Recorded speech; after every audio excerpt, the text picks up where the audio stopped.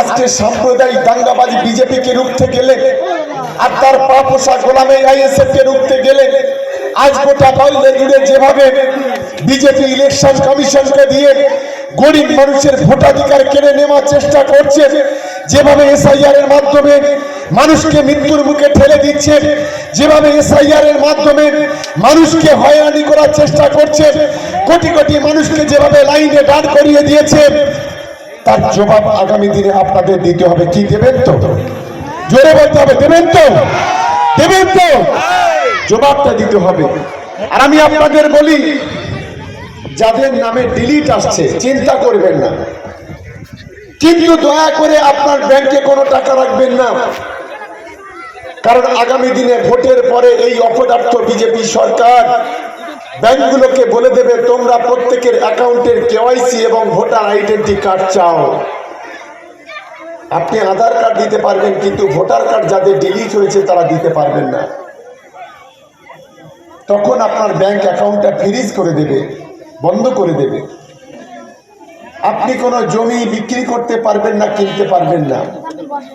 এক ভয়ঙ্কর পরিস্থিতি তৈরি করবে দেশের সরকার। কিন্তু আমাদের ভরসা আছে মমতা বন্দ্যোপাধ্যায়।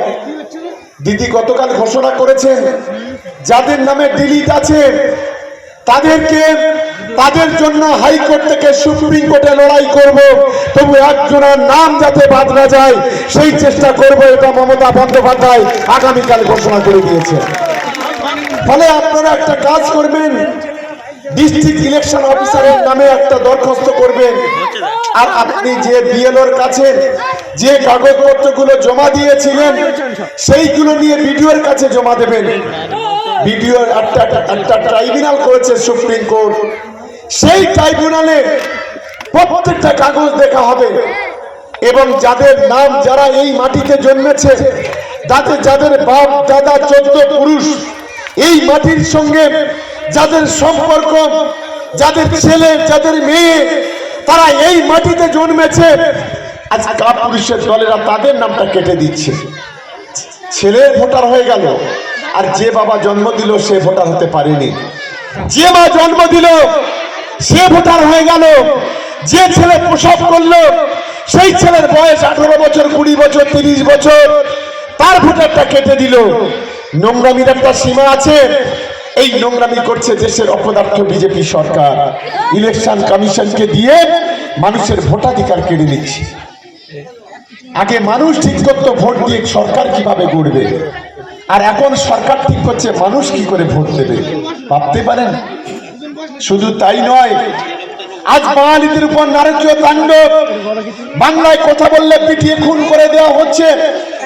বাংলার শ্রমিকরা কথা বললে তাদেরকে ঘরে আটকে রেখে উলঙ্গ করে পেটানো হচ্ছে। ভারতবর্ষের সংবিধান তো সে কথা বলেনি। আজকের বিজেপি সরকার গোটা দেশ জুড়ে হিন্দু, মুসলমান, আদিবাসী, দলিত সম্প্রদায়ের মানুষ যারা আছে, যারা গরিব, যারা খেটে খাওয়া, আজ তাদের বিরুদ্ধে এই ধরনের নোংরা খেলা খেলছে। তাদের বিরুদ্ধে আমাদের সোচ্চার হতে হবে, সংগঠিত হতে হবে।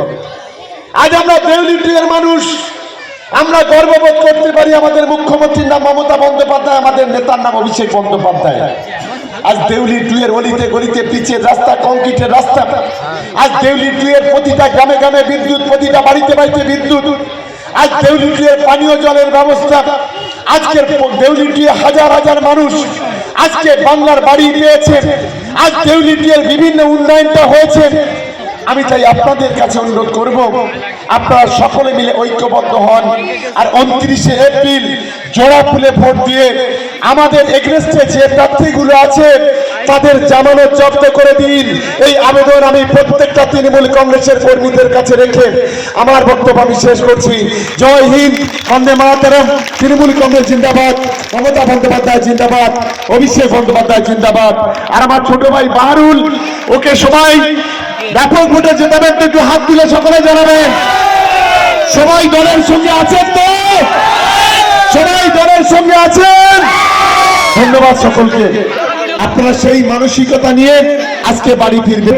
সবাই ওই আমাদের লাল জামা গায়ে সব দাঁড়িয়ে আছে, ছেলেরা দিয়ে দেবে। সবাই মিলে খেলে যাবেন, আমরাও এখানে খাবো।